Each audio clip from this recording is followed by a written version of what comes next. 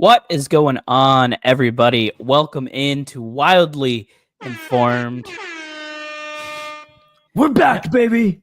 We are back. Been probably about a month or so since we jumped on here, but as we near the conclusion of the Stanley Cup Finals, there's some news to talk about. Free agency and the draft just around the corner. So today's focus will be a little bit on free agency, the summer, the offseason for the Wild. I threw out a survey last week. A lot of cool questions in there. It was really cool to see people's That was opinions. awesome, by the way. You sent that to me, and I was like, are we doing our prospect show? Like, that's what I thought. I thought it was the docs of the prospect show. And I was like, I think we're a little bit early. And I was like, oh, this is sick. So yeah, thanks to everyone who took the survey, by the way. That was awesome. You guys helped write the outline today. Pretty much, yeah. It makes it easier, but then also put in a lot of research ahead of time. So it should be fun. So we'll get to that. But we do have a lot of hockey headlines to get to as well. Yeah, it's a jam-packed show today. I'm pumped, dude. We got a lot of stuff. But as we always do, how's it going? It's been a month. Good. It's good. I moved, as you guys can see, new studio here. It's still a work in progress, but so I moved. Other than that, same old. Semifinals of the playoffs kind of sucked, but the finals have been fun. Overall, I'd say the Stanley Cup playoffs have been good. I mean, there's always one stinker round. I feel like every single year there's always one stinker round, except for 2011 when the Canucks went on their run. But then I would say that the finals were the stinker round for that if you're a Vancouver fan. Yeah, and this series has been crazy with the penalties and definitely a rekindled rivalry from last year. Yo, it is always great to see Dan in the live chat, friend of this, friend of the show, personal friend of ours. I mean, Dan. Yes. Dude, I haven't met Dan in person yet, but I feel like we're brothers. So Dan, I cannot wait for you to visit Minnesota sometime so that so I can just simply shake your fucking hand. Just as simple as that, Dan. Yeah. All right, I gotta take a 2-second pause. My puppy is whining her butt off and might need to go outside, even though it's her bedtime. So all right, well, I'll reg the puck and give the viewers what we got. I'll give them the idea of what we got coming up here on the show, guys. So like Brett said, we got a ton of hockey headlines. We're going to get to some of the NHL award winners that have been announced right now. We have a ton of player movement, and I say a ton. It's a lot more than I would have expected, before the Stanley Cup playoffs ended. So we'll talk about some of the extensions. We'll talk about some of the player movement. There have even been some musical chairs in regards to GMs and coaches within the league and the AHL, specifically with the Minnesota Wild. So we'll talk about that. CBA talks are ongoing. We'll talk a little bit about, international news coming out. And that also, That also covers a little bit of what's going on with Hockey Canada. We'll get into that as well as the verdict for that trial. The date of the verdict has been announced. And then in our second segment, we have the analytics agenda. And we're kind of just putting that in with our Puck Your Opinions, as we got a lot of mailbag questions from you guys as well. But mostly the analytics agenda will cover summer signings, summer trades, and through a Wild lens in particular. So we got a jam-packed show for you guys here. We'll take some comments here. Brett, he's letting the dog out. Then we'll be back. Yo, what's up, Trav? Good to see you. One of these days when I'm back visiting family, we'll make it happen. Hopefully during the hockey season so we can take in a game. Yes, absolutely. I also I want to do a trip to Iowa eventually. I want to see the Iowa Wild, but honestly, I'm more excited to see the Heartlanders. No offense to the AHL, but this year, Dan, I actually started. I watched a lot of Wild games this year. I can't say I watched 82, but I watched over 60. Okay, can't say the same for the Vancouver Canucks. By the way, MN Simon, thank you so much for becoming a member, man. Seriously, going above and beyond to support the Sota Pod, going above and beyond to support this particular show and just the YouTube channel in general. Which again, I got to give credit to Hoppy and Z and Joe Smith, who've been really carrying the YouTube channel and growing it this year. Really appreciate you guys as well. For everyone watching on Twitter and X, by the way, on Brett's account, feel free to come over to YouTube and join our live chat here. But yeah, I had to give us MN Simon a little bit of a shout out here. Brian, good to see you. Hopefully the new Iowa head coach can develop these prospects. Yes, because now I feel like people are turning on Judd Brackett. Y'all want to turn on Billy Guerin? That's one thing, but don't you dare turn on Judd Brackett, all right? Has he hit on every single pick? No, but his job is to draft the best available, and then it's up to the Minnesota Wild's organization to develop those prospects. He ain't out there on the ice developing these guys. Okay. By the way, shout out to Judd Brackett. He was on the latest episode of a Fellowship of the Rink. You know what? As Brett's taking the dog out right now. Who let the dogs out? Brett let the fucking dog out today, guys. I'll give you the link to that episode as it is on YouTube. It is wherever you get your podcast from, Apple Podcasts, Spotify, regardless. But put it this way, I edit a lot of podcasts, ladies and gentlemen. I edit a lot of the Sota Pod podcasts, and listening through Judd Brackett's, I was listening to it like as a fan while editing it. So it was an awesome episode. He's an absolute beauty. Obviously, I as a Canucks fan, and him being the former scout for the Vancouver Canucks, I've always liked Judd Brackett. I was thrilled when the Minnesota Wild hired him a few years ago. Dan says, agreed. We need to make sure Billy is committing the resources to Iowa. That's going to be crucial for long-term franchise success, and has been woeful. It's been a woeful miss so far, holding us back. Agreed. Now, like there's been some, I guess, glimmers of light. I mean, Hunter Haight had a really good season. That goalie that they brought in, who played a little Q and then played in one of the European leagues, Levi, like he was really good right this year. But that's not because of like the coaches. That's not because of those who are developing. I feel like those guys are just that talented that they were good. Although Matthew Sop, and I called it at the beginning of the season, too good for the ECHL, baby. I really hope that even if he never makes the Minnesota Wild full time, I really hope he becomes a staple for Iowa, because he is so damn good. And I love how he played junior A and then played only 2 or 3 years OHL. So even though he's an overager and he played as a 20-year-old in that league, he played second line, no power play, and still scored 40 goals. So super talented kid. And I loved that signing from Matt Hendricks last year. Chances PD comes about, honestly, Bryce, more than I think people think. But I don't know if Minnesota. Okay, guys, this is the resident Canadian of the Sota Pod talking. I don't know if Wild fans should be stoked on Pettersson. I'm going to say it right now. I don't think you guys should be excited. I think if you give up Marco Rossi and another prospect for Pettersson, sure, trade value, it's there. What if Pettersson is what he is now, and what we saw early was a shot with a flash in the pan? That's what I'm going for. I was going to say shot in the dark. I was like, that's wrong. Flash in the pan. I mean, who knows, right? Like maybe he just needs a new home, some different scenery, but I do think there's a chance. Samuel Levi, yeah, he was awesome.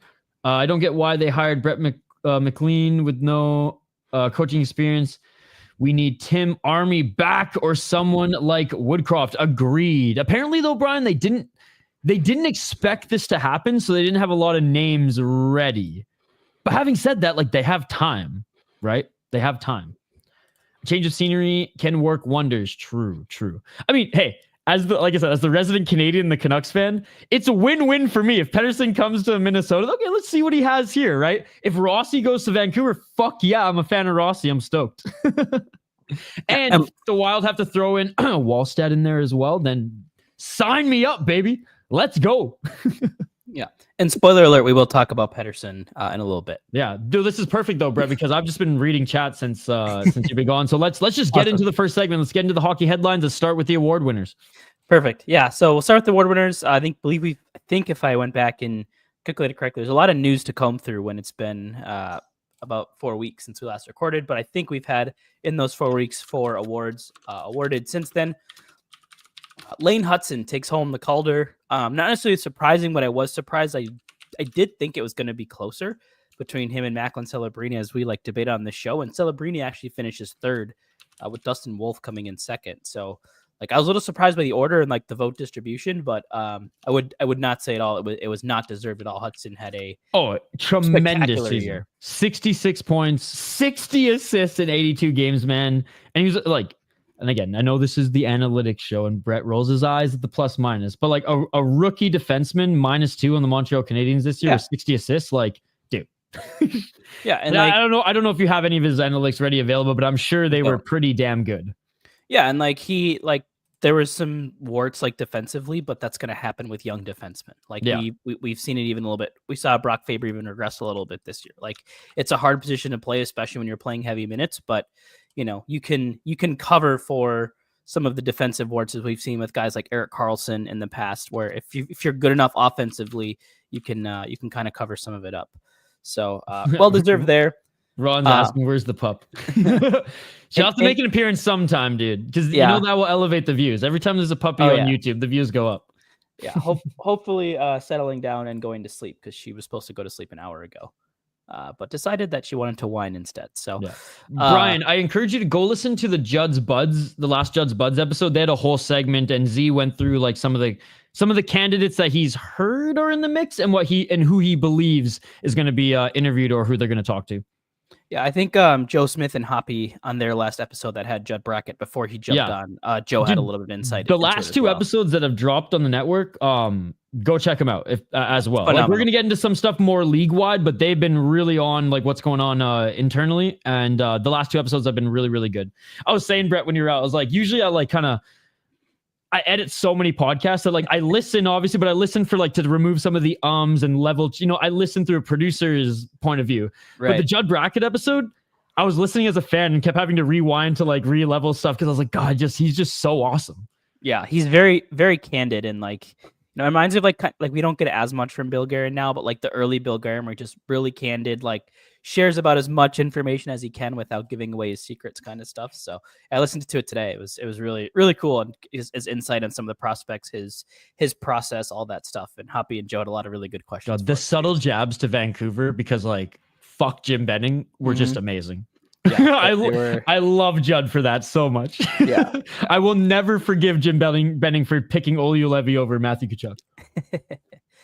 A couple more awards. Next one we'll go to Alexander Barkov.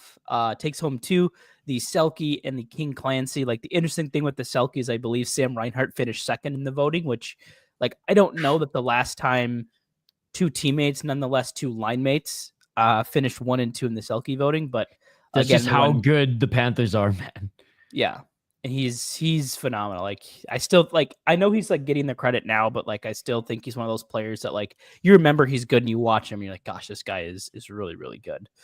And with the King Clancy too, a good person in the community and overall as well. Cale Makar takes home yet another Norris Trophy. Quinn Hughes not really snubbed again, but whatever. Yeah. Another one that I was surprised well, like, again, like I think it was another one that like I thought the votes would be like maybe closer to 50-50 and stuff. I thought so too. But I just wonder, like, do the playoffs have implication in the voting? They shouldn't though. And that's what's like, annoying, man. But one of the players making it's like, maybe people that are on the fence, that's how they tip, right? I don't know. But I think, and again, this is 100% Vancouver bias, but like, look at how like just distraught that team was. I mean, it was almost like Rangers territory. I would say it was even worse than Rangers territory, as like how split that room was, and how like the players, like the coach lost half the room, and he still either carried the team to victories and still like put up numbers. Injured, probably has to have surgery this offseason. Yeah, it's just.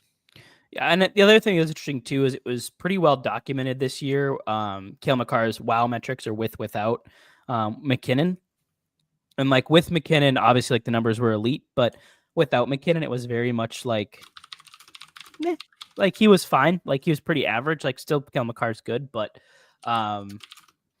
yeah. So I thought that was interesting. Whereas like the Canucks, it was like when Quinn Hughes is on the ice, they controlled like all of the play, and when he was on the bench, they got caved in. And like there was more of a discrepancy there, but again, most of these voters probably not looking too closely at those types of numbers. So again, I'll say this: like as far as like just players in the National Hockey League, I think they're neck and neck. Skating though, I think Quinn Hughes is the best skater in the National Hockey League, and that doesn't mean fastest skater, because obviously McDavid is north-south. Like he looks like Pavel Bure out there. I've never seen anyone skate as good as Hughes since Dennis Savard, and I will stand by that.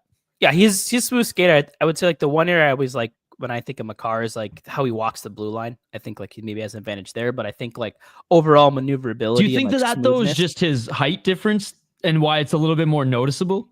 Maybe. I mean, both are very good. I would because love like to you have can either see from his my feet team. shuffle a little bit more Yeah. because of his height. Whereas Hughes, it's just like it kind of blends because he's so tiny. Yeah, that could be. I just remember, man, when I was watching that draft year, this was before the Vancouver Canucks even drafted. I remember like that was a very defensive heavy. Like Noah Dobson was in that. Evan Bouchard was there, right? Like it was a Cale Makar. Like it was a heavy draft year. And I remember watching tape on every single one of the top defensemen because we knew it didn't matter where Vancouver were. And I think they were like 7 or 8, but they were getting a defenseman because they needed a defenseman. And I remember I watched everyone's tape, and me and a buddy actually, we were watching everyone's tape. We were like drinking beers one night on a Saturday night, just watching gameplay and tape. And the moment I saw Quinn Hughes with the Wolverines, I stood up and was like, holy shit, this kid can skate. And the fact that Vancouver got him, like I still think it's a dream. Like, right. Like pinched me. They got Quinn Hughes, although he might not be there for very much longer, but it is what it is. Who knows? Federer says I'm a joke. Hey, Federer's a good skater, man, but Dennis Savard, he was still slicker. I'll stand by that. All right. And the last one here, the Masterton for the most like resilient, like kind of a comeback player of the year type of award. Very, very deservedly goes to Sean Monahan. And if you haven't watched the video of Johnny Gaudreau's wife, Meredith, present that award to Sean Monahan, and just like the moment that those two shared in Sean make sure you have some Kleenexes because you're going to tear up, dude. Yeah, like they dropped it while I was at work, and I pulled up my phone. I'm like at my desk, like, oh my god, like it was a really heartwarming really cool for sure. Yeah, and just like I think they just had his 5K event recently as well. I think a bunch of the Panthers players were there. Matthew Tkachuk brought people out. I think brought the whole Panthers team out to support that. That's awesome.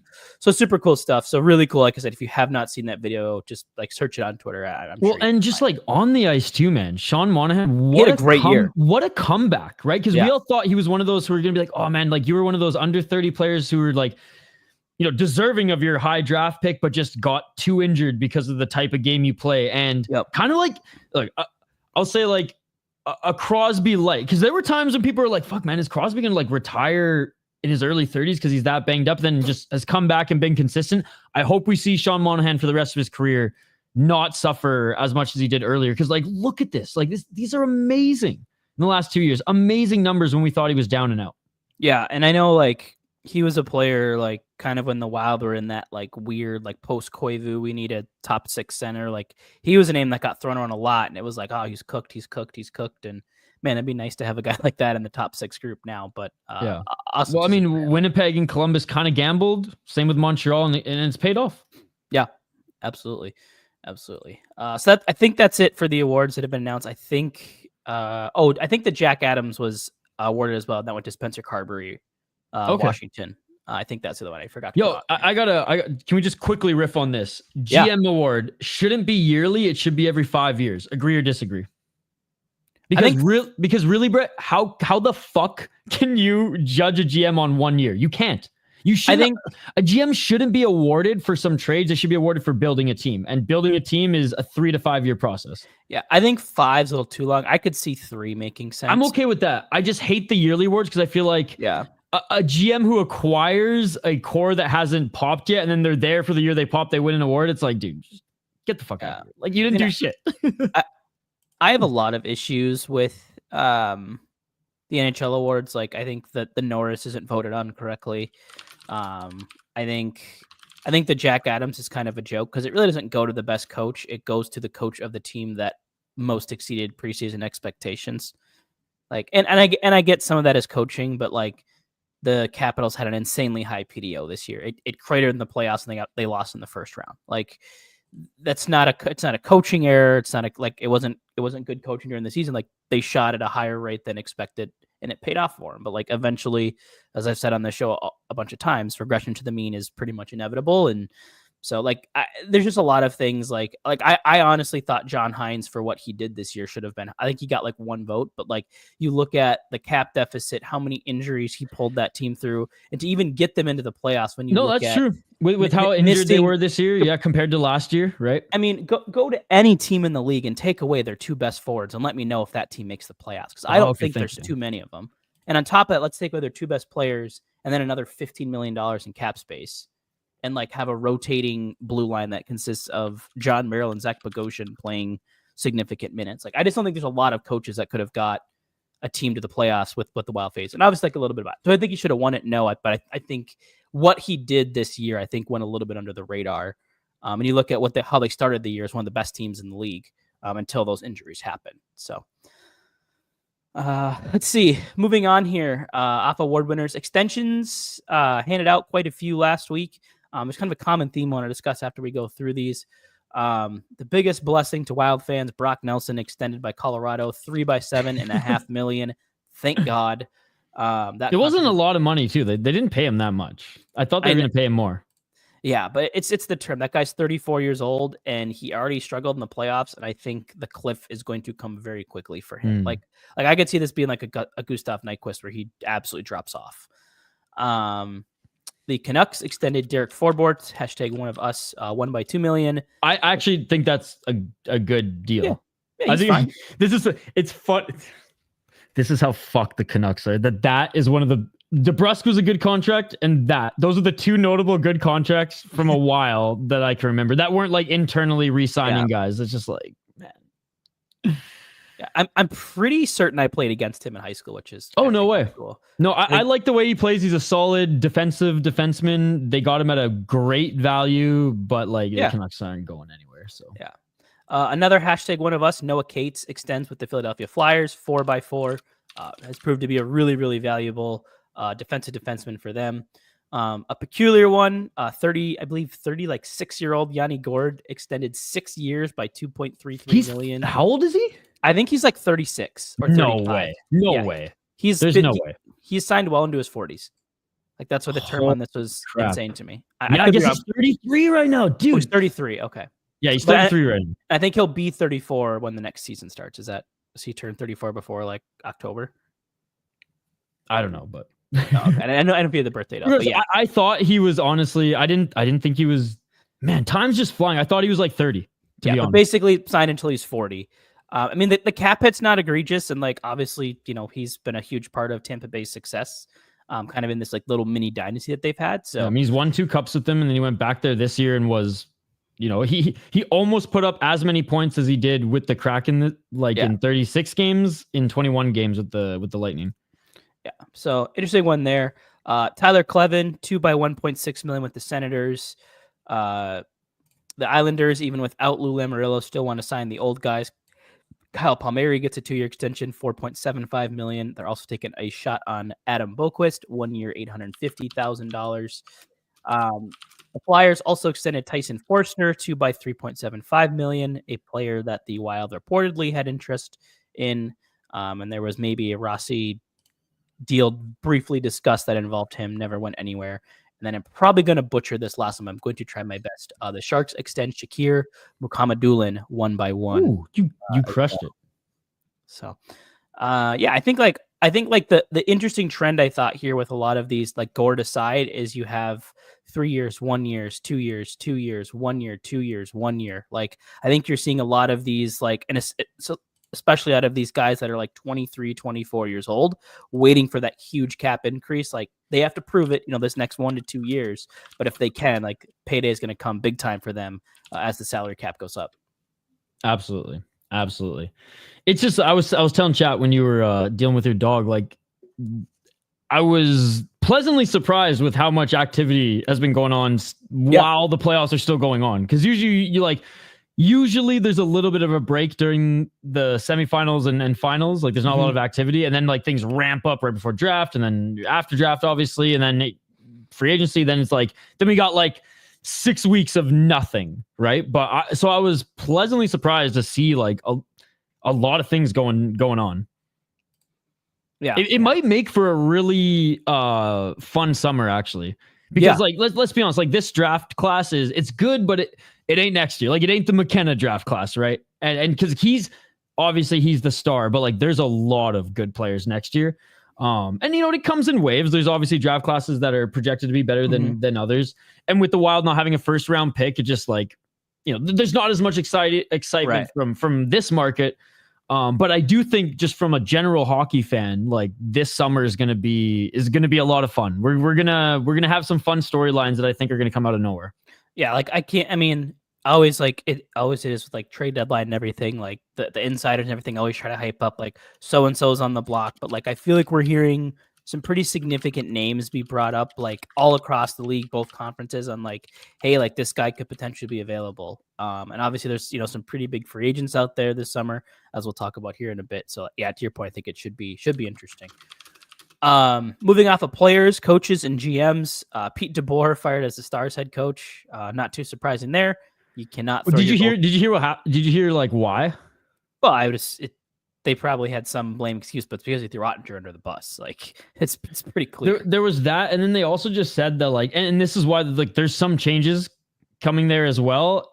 Obviously, Robertson is on the block, which is crazy to think about, but I think it was either Craig Button or Darren Dreger who was reporting on one of the local Vancouver shows that I listened to, that they covered not just Canucks, but like general hockey.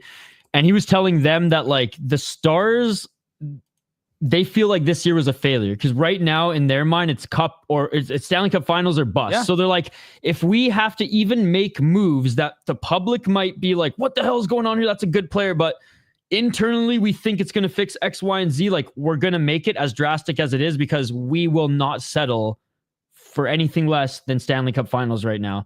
And even though I don't agree with some of like the projected moves and some of the things going on, it's like, I'm not a fucking GM. I'm not in that room. And it's like, okay, well, at least you have that win mentality. And even if the stuff doesn't work out, it's like you're making the moves not to make a move, but to try to move forward in what you believe in. And I just thought that was interesting that they were so open about that. They're like, yeah, this is why these players are on the block. This is why DeBoer is not here, because we didn't reach our goal, and our goal is Stanley Cup finals. Yeah, I mean, it's 3 straight years now where they've been to the conference finals and lost, second year in a row to the Edmonton Oilers. They got some really underwhelming performances from some key players. Wyatt Johnson, I believe, broke like an NHL record with his plus minus. He was a minus 16 in 18 games for them, which is just absolutely crazy. They were, I think, pretty bad on the road. So yeah, it'll be really interesting. Like, you can look at it as, hey, you've gotten to the cup or to the Western Conference final 3 years in a row. You're right there. Like you're a tweak away. But to your point, like they feel like, nope, we're not. That's not good enough. That's not good enough. Big. So yeah. Also, and they have a good team. They have veterans, but still producing veterans, and they have they've been managing their cap pretty well given all the talent that's there. But like, it's gonna be hard to make tweaks with a roster full of stars, past and present. Well, the other issue too is I think they've invested too much into the bottom of their blue line. Like they're pretty sure they're paying Matt Dumba like a couple $1 million. He hardly played. Yeah. Cody Ceci, like that guy's so cooked. Like, and they have their top 3 defensemen are great. Lindell, Heiskanen, Harley, great, but their bottom 3 are pretty bad. And I think they have probably more money than they'd like tied up in those guys. So it'll be another team that'll be interesting to watch this offseason for sure. Getting on to more coaching news. Marco Sturm hired as the next coach of the Boston Bruins.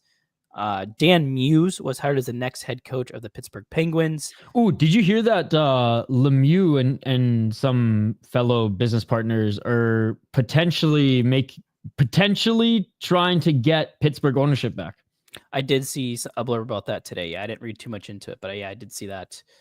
Let's see. Other news here. Mike Sullivan adds Dave Quinn, Joe Sacco, and Ty. I don't know if it's Hens or Hennis. What a freaking squad behind the bench, dude. Yeah. But are there too many cooks in the kitchen?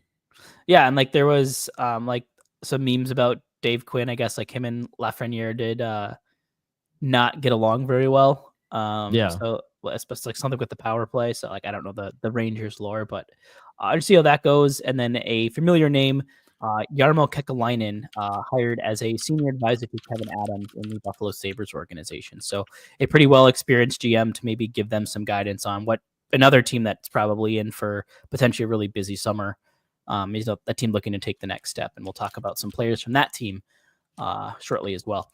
Yo, Mateo's just fucking trolling me right now. Fuck off, Mateo. I'm gonna drink your beer, Mateo. I'm gonna drink it right now on stream if you don't watch out. Strip away the mod privileges. No, I've been holding on to a beer for Mateo. Like it's been in my cellar and he said he was gonna drink it last year at the draft, but he got fucking too lit off the Northland. So I've been holding on to it. But Mateo, you better watch yourself. I'm gonna open that shit on stream.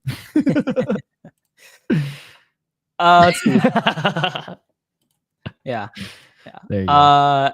Collective bargaining agreement. Those talks are allegedly going pretty well. An agreement expected pretty soon on that. Like the main notes that I took away from it, doesn't sound like anything for state taxes will be adjusted. Sounds like that conversation heated up and then kind of faded away again. Did you see Gary on the Sportsnet panel? Yeah, and I think I can see both sides, right? Like, oh yeah, they weren't destinations for a long time, but now now they're good teams. A really savvy GM, GMs came in, made good coach. Drafted well, got some good coaches. So now I think it is attractive destination, and the state tax is now like an icing on the cake situation. Like it is definitely helping them. I think the question is really how much, right? So I think it'll be something that we'll kind of see continue to be brought up, and I don't know anything will ever happen with it. I don't think next year, but like Spacek honestly impressed me a lot this year. I didn't think he was going to be as good as he was. So I think he's now more in like, okay, like eyebrows were raised and they're keeping a close eye on him. For sure. Although it sounds like he's not too happy with his current situation in Minnesota. There was a trade him to Canucks. There is a report that he feels blocked, and rightfully so. Like he is. Get in the defensive line, buddy. Yeah. There's so many of them. The other notable piece from the CBA, not super surprising, but no Russians at the 2026 Olympics. You say not surprising, but they kind of bait and switched us a little bit. They were teasing us that talks are happening. Like, okay, it wasn't official. When we started the podcast, right? Like a few months ago. But it's unfortunate. It's unfortunate, man, because the Olympic, because you know who is replacing Russia? France. Who gives a fuck? In other words, Tabernac, who gives a fuck, dude? Like, okay, props to France for qualifying as the backup, but they're gonna get cooked, dude. Right? Yeah. So one bracket is gonna be a little bit easier because France is there over Russia. Right. Let's see.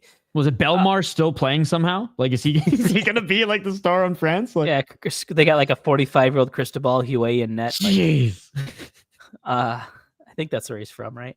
And then pretty significant news, the verdict for the results of the Canadian World Junior Sexual Assault case scheduled to be released by the Crown on July 24th, 2025. So about a month and a half away. Closing arguments, I think, wrapped up toward the end of last week. Lots of information, news about that, about the way the lawyers acted, about some of the testimonies, things like that. I'm not going to dive too much into it on here. Follow Rick Westhead. He's been writing about it and reporting on it on TSN in full articles and obviously on his Twitter account as well. So he's been on the beat in the courthouse documenting this at every step. Yeah. Let's just hope justice is served because I've been following it very closely. There were some decent arguments from the defense, but for the most part, I think the boys are cooked. Yeah, I agree. Team USA did take home the World Championships. I believe one of their first wins, the World Championships, in a very, very long time. So cool to see that. Obviously, pretty significant series for guys like Tage Thompson, Clayton Keller, guys looking to get on to Team USA for the Olympics. The thing is, it was a completely different team than the team that faced Canada mid-season during the NHL tournament. So it's actually going to be, I don't know if it's going to be a hindrance or we're playing with house money now, because Billy Guerin and co are oh shit, we kind of had our team set, but they just wanted the younger guys who weren't on that team just won a world championship. So how are we gonna, do we mess with the roster that did really good and almost won, or do we make some additions? But does that mess up some of the chemistry? It's gonna be interesting to see how just who USA ices. Yeah, I mean, like they're like we talked about. I think when it happened, like the Brock Nelsons, the Chris Kreiders, some of those guys. Like I think a Tage Thompson should be there. Like their power play did struggle. Like Clayton Keller is lethal from the right hash mark. Like that guy is great on the power play. So like I think like there's some team building decisions. I think that could be impacted.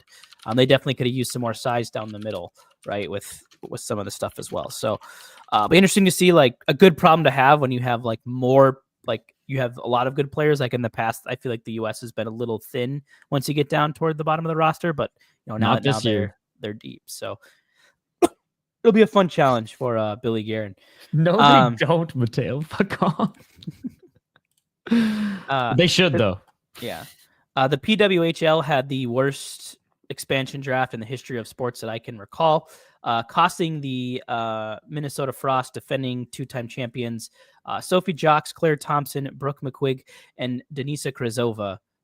So Jocks and Thompson, I believe, are pretty much their 1-2 punch on the blue line alongside Kelly Panic, and they've now basically lost. And like both Vancouver and Seattle have like essentially built super teams, like Hillary Knight, Sarah Nurse, Alex Carpenter. Like I was scared though. I was scared the Frost were going to lose Zumwinkel. I'm glad that she's still there because I don't think she was on the protected list, and she's still young enough. And I mean, she won Rookie of the Year. She had a good season this year. I was scared Vancouver is gonna. I mean, this is weird, bro, because like I started as a fan of the Frost, right? Like I don't know if I can jump ship and be a Vancouver fan now.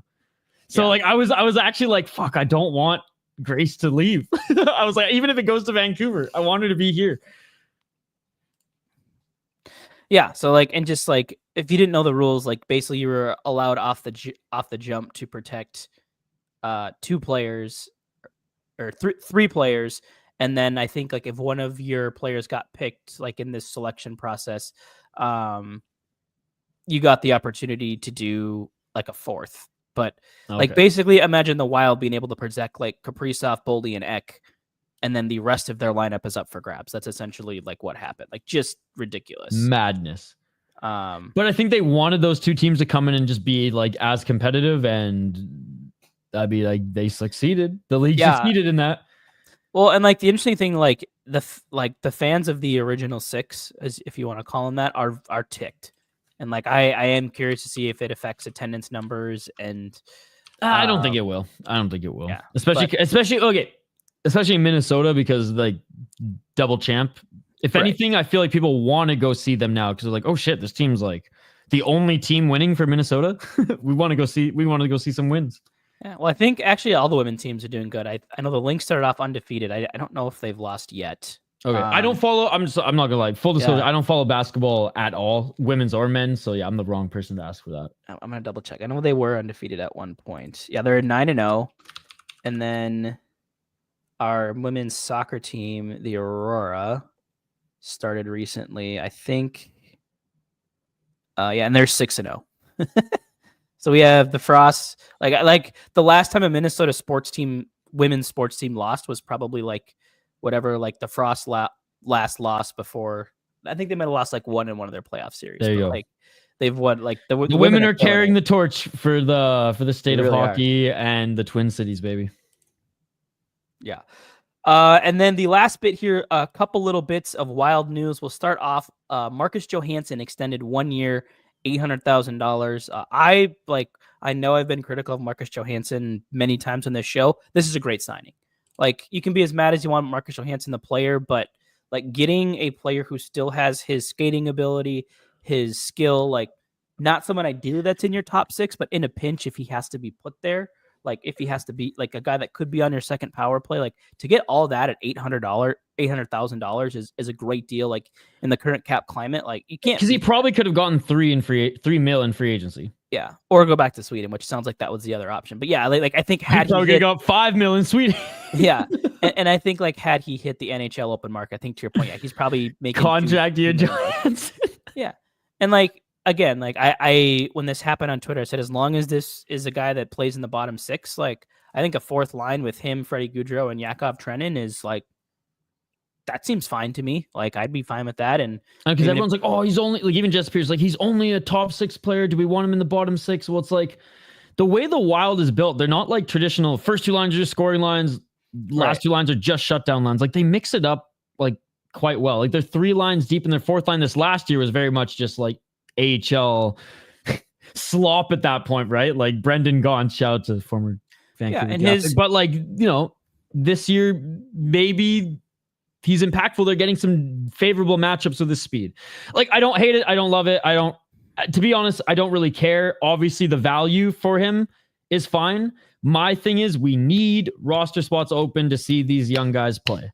Yeah. And if he's going to hamper that, then I'm not happy with the organization's decision overall. But if he's serviceable this year and he's not taking away a spot from an Ogren or a Yurov, whatever. I'm okay with it.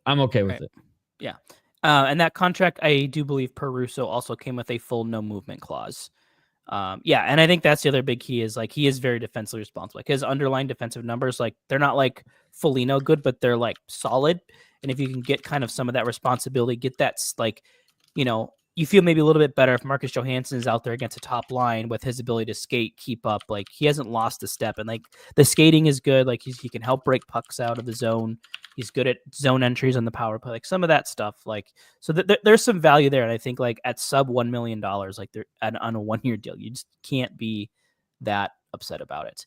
And unless it's in a deal for a top center, Ogren's not being traded, dude. Yeah. Like unless they package him and Rossi for somebody else, I don't think he's being traded. Yeah. Next one here. This one pretty significant and kind of out of the blue. The Vancouver Canucks hired Brett McLean, the Iowa Wild's now former head coach, as an assistant. So, which even though the Wild said that they weren't going to make any changes, like Iowa needs work, so like good riddance. Like we need something else there.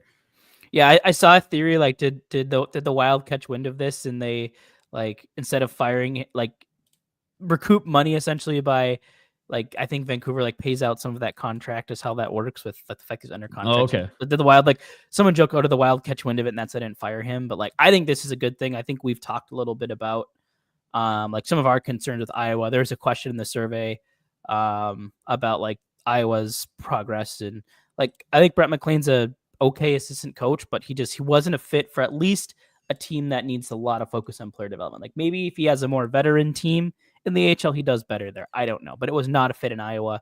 And it sounds like from what Joe Smith said on Fellowship of the Rink is that the Wild are planning to do a search. I don't think they've ruled out the current assistant, but it sounds like they are going to interview some people. They have some people in mind. So yeah.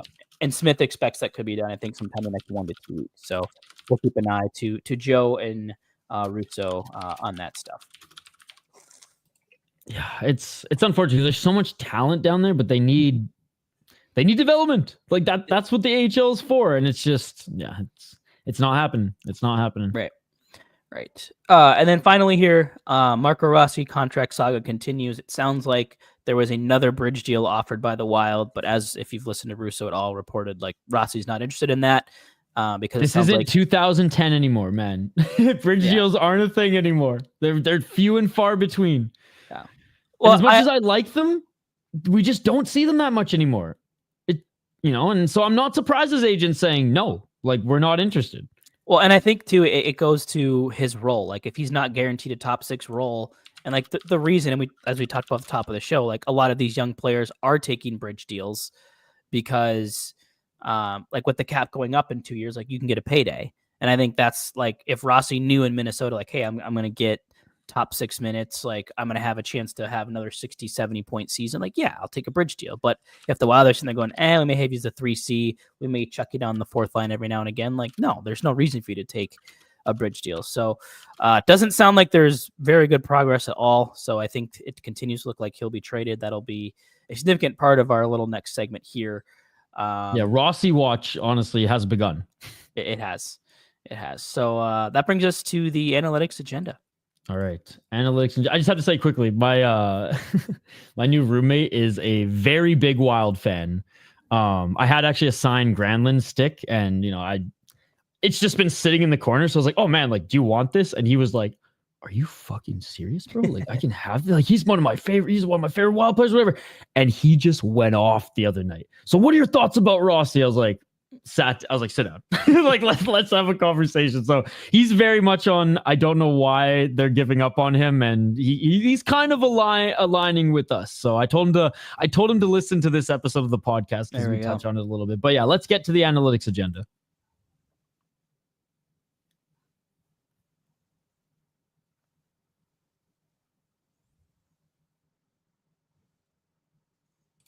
I don't know why the music didn't play, but there you go. There you go. A moment of silence. A moment of please enjoy this moment of zen. Rossi with the Wild. Yeah, a moment of silence for Marco Rossi. So really excited for this next segment to talk about the survey that I put out last week because I wanted to do a free agent coded or like trade target show. But I wanted to make sure we're talking about players that like the fans would be interested in. It's like, what better way to do that than go directly to the fans? So we surveyed, I believe it totaled up and topped off at 284 Wild fans who gave their thoughts, feelings, opinions. And so a lot of our talk today will be focused around that. Do you have the link to the survey? I'll bring it up. So I'll start by going through that, and then we'll go through just like the preliminary like player position ones. The forwards, centers, wings, and then we'll talk about like out of those, we'll highlight about 8 players. I think is what we have on there, and in a deeper dive, and then I think there's another like 10 that we'll touch on quickly, but should be pretty in depth. So I know we're already 46 minutes in, but buckle up because we're just getting to the good stuff right now here. Yeah, so. This is a big one. Okay, I think this one was it. I got the right thing up. That's the player targets. Do you have? Okay. There should be another. Yeah, one second. That has the survey. Continue to rag the puck as I play producer. All good. So we're getting like some good visuals. So if you are listening, I will preface by this. If you're listening in the car later on, I do encourage you to head on over to the YouTube, check out the visuals because I put together a lot of graphics for this, and it's like I can't explain everything that's on these graphics through an audio podcast. So go check it out on YouTube. Again, we're about the 47-minute mark. So if you bookmark 47, you can start there. If you want to pause now, tune into YouTube. Feel free to do that. Brett, you might have to share it because it's not coming up on mine. It says try contacting the owner of the forum if you think this is a mistake. Here, I'll try to resend it to you because it's probably some of the permissions that I gave it. There you go. Yes.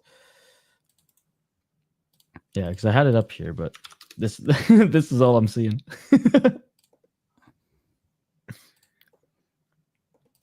There we go. I had you as a responder, not an editor. Now you should be able to access it. Sweet. I know the other one you could, obviously, because you pulled it up. So it was like the inning of Zen at the St. Paul Saints games. That's awesome. Okay, here it is. That's the one. There we are. All right, so you can just go to the responses tab at the top where it says 284. Damn, shout out to everyone who responded. That's fucking awesome, guys.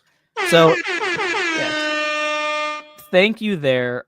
So we'll start off here. Like my first question was just going into the offseason, like where do you want the Wild to focus? Do you want it to be on free agency? Do you want it to be in trades? More people voted trades than free agency, but the majority here open to either option, which I think is a fair answer, kind of what I expected. The other options there were to run it back with the existing roster, to go to free agency when keeping Rossi. So there were some options there. And then we moved on to just which wingers in general, top 6, bottom 6, wherever, were you most interested in the Wild acquiring? Cost irrelevant, all of that. Not surprisingly, hometown kid Brock Besser tops out the list. JJ Peterka, who obviously has been, smoking a little bit in the news along with Michael Russo, is a player that the Wild apparently have a lot of interest in. Mitch Marner, obviously one of the top free agents out there this summer, if not the top one, has people interested. And then some potential other UFAs like Nikolai Ehlers if he becomes available. Some people are open to bringing back Mikael Granlund. Martin Necas apparently not happy in Colorado, may want out. He's a people that would be interested in trading for him. Hard to not be interested in Brad Marchand with the playoffs that he's having right now. A lot of interest there. And then a lot of mixed results here. I will post these on Twitter probably tomorrow in a thread. So you can go back, look at these full results. And then we also asked the same question on the center side of things. No surprise here. Tage Thompson tops out on the list of most desired centers.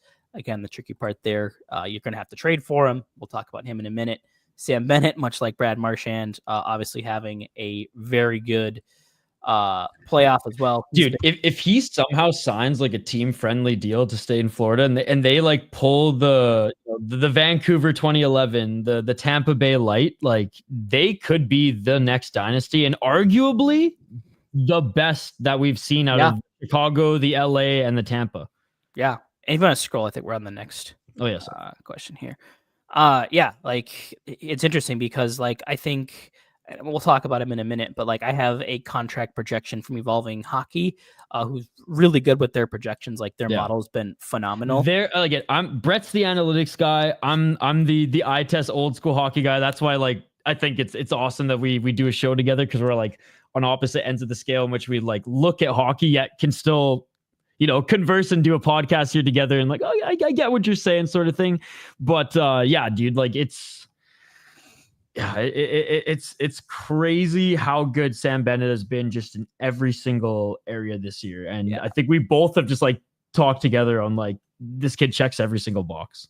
Yeah. And I think like the interesting thing is like these playoffs have bumped his value so much. Like I think Evolving Hockey had him at like a 5.8 million on his next deal. And it's already been thrown out that teams might be willing to go north of $10 million for this. And I really like Evolving Hockey. Again, from the guy who's not the analytics guy, they have been pretty much my like mainstay for like, if I need any analytics stuff, it's Brett and Evolving Hockey.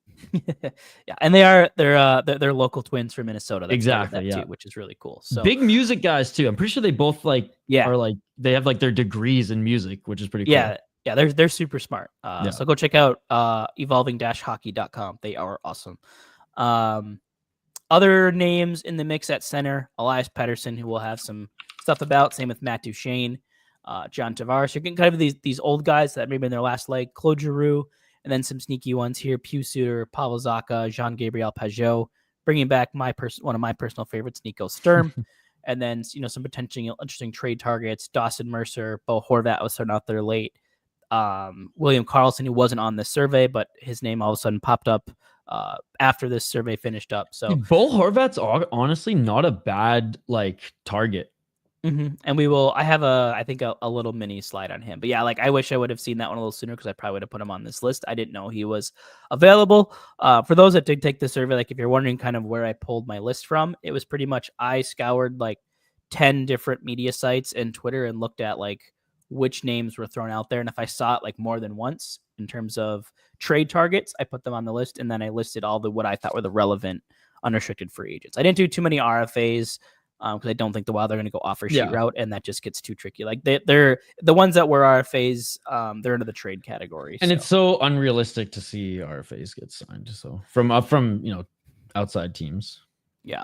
So getting into the fun stuff here. So I went from that question, build off of it now. And I said, if you could take that previous list of wingers, and if you were to pick one player you think they could realistically add, so like with the cap space, with the team fit, like this is was meant to kind of filter out, like obviously we'd all love to have Mitch Marner on this team, but like, is it really feasible to pay a guy whatever he's going to make $13-14 million, had to pay Kaprizov and still be able to fill out the rest of your roster? Probably not realistic. Could it happen? Maybe, but there'd be a lot of moving parts. So the list not too different, but it does now peak out Brock Besser, the number one option there, JJ Peterka, Nikolai Ehlers, and then Martin Necas. So we'll talk about all four of those in pretty high detail. And then there's some other interests as well in guys like Mikael Granlund, Marner still, Marchessault, Barbashev, and a few others as well. Marchand still in that mix. So asked about bottom six. Not going to dive too much into that one. Marchand and Kuzmenko, as well as Corey Perry interested there. I think Corey Perry would be a great fit on the Wild's fourth line but that would need like a Trennian buyout probably to happen. I don't know if that happens. Center, overwhelmingly Tage Thompson here, over 50% of the votes. Fans would love if the Wild can pull off a trade for him. Otherwise, Sam Bennett, Elias Pettersson, Matt Duchene, the next 3 up there. So those are the 4 centers we will talk about in detail today. And then we'll talk a little bit about some of these other bottom 6 options potentially. And then we won't dive into defensemen quite yet. So we'll start with the forwards so you can flip over to other spreadsheets. And we will walk through here. So we'll start, I believe I sorted this sheet. I believe it'll start with the centers. So here's the first one here, Tage Thompson. Excuse me. Tage Thompson. So I think like the way I broke this down is we have kind of their stats on the left side there from this past season. Across the top, kind of basic information, what their current contract is. If they don't have one, what's expected to be. And then we have courtesy of J Fresh Hockey on Twitter, another great follow. His player cards from his website that he just launched, advancedhockeystats.com. So big shouts to them for putting these graphics together and making this visual a whole lot easier for me. So 80.2% of fans interested in adding Tage Thompson if possible. My pros and cons for him is like, I know there's a little bit of debate on if he's still a center because Buffalo moved him between center and wing last year. But I think if the Wild were to give a haul for him, they would put him at center. I think he has the ability to be the number 1 center with Ek as your number 2. This guy is a goal scorer. He's a good skater, good forechecker, helps create a lot of chances, both with his shot as well as with passing. The cons to me on Thompson, one is availability. Like it's not been reported that Buffalo wants to trade him yet.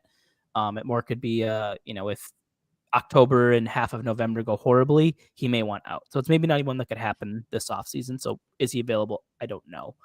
If he is, he's going to cost a lot to acquire. Being under contract at 5 by 7.14. Like that's a pretty team friendly deal, especially with the way the cap is trending for a top line center. So it's gonna, and if he does become available, you have to know there's gonna be a bidding war, and it's gonna cost a lot to get him. Yeah. So it's gonna have to probably cost you some assets you're uncomfortable giving up.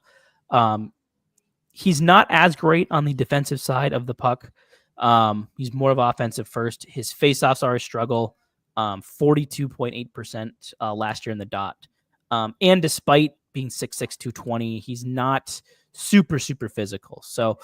So I think another con could be in there is he a true center? Hard to know, but I still think even if you do put him at wing, that he's probably still need a center option. But this would be a guy I think you'd be very happy to add to your top 6. Next on the list here we go to Sam Bennett. Will be an unrestricted free agent at the end of this season. Evolving Hockey estimates his next contract being a 7 by 7.55 million. As we just talked about, I've seen numbers higher than 10 million thrown out as his potential. And I think what's really interesting is there is a lot of recency bias around him. Like people have watched the playoffs, and he's obviously been a really noticeable player, and it's kind of a trend with him. Like he is a playoff built type of player. And I have that kind of in my pros and my cons. Lanny McDonald 2.0, baby. Yeah, and I have a pro is this guy's a playoff performer. He fits. I will say though, since 2021, 2022, 49 points, 40 points, 41 points, 51 points. Like he's right, not just a playoff guy. But is that a $10 million player though? No.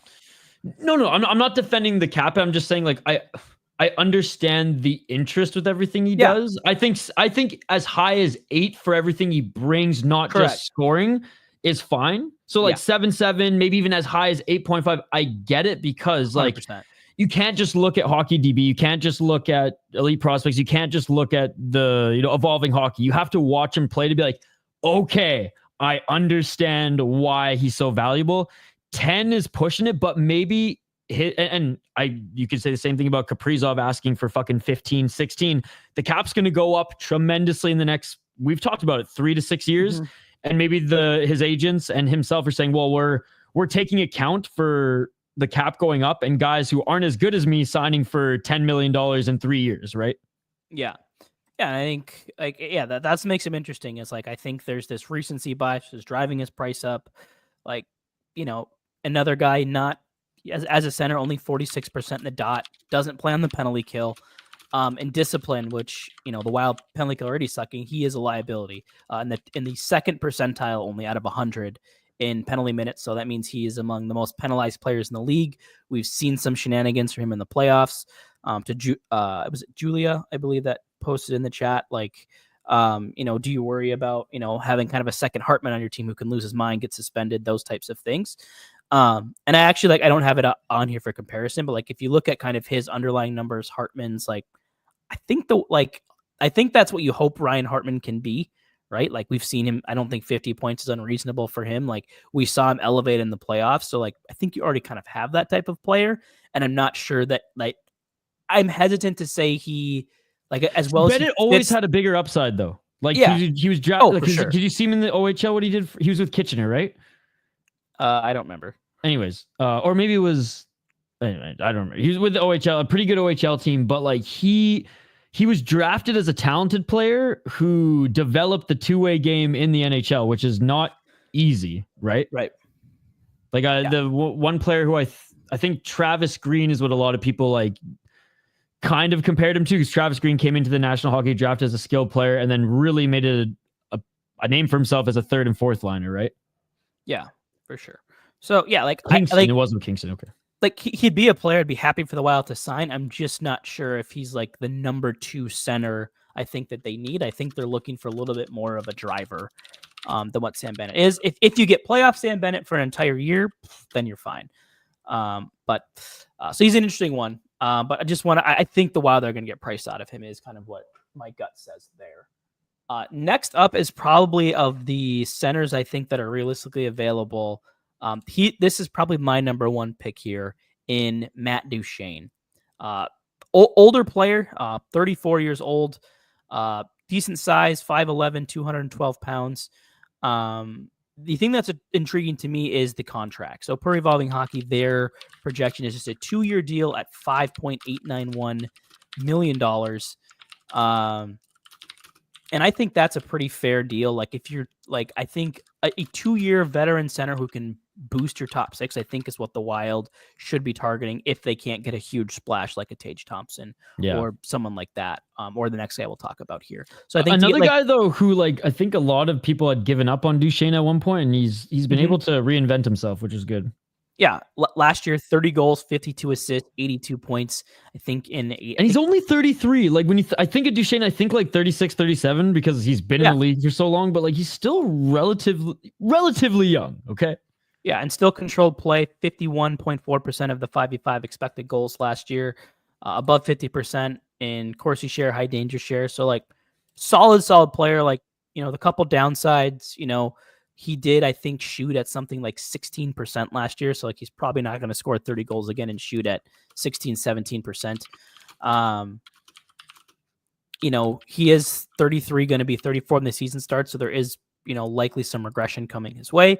He's not a big guy on the forecheck, which is an area like we've talked, I think, on this show before. But like Schmitty said, like, he's soft but it's not like he gets himself hurt, right? Like, he avoids physicality, which maybe could extend his career a little bit. You know what I mean? Because he's not like super banged up all the time.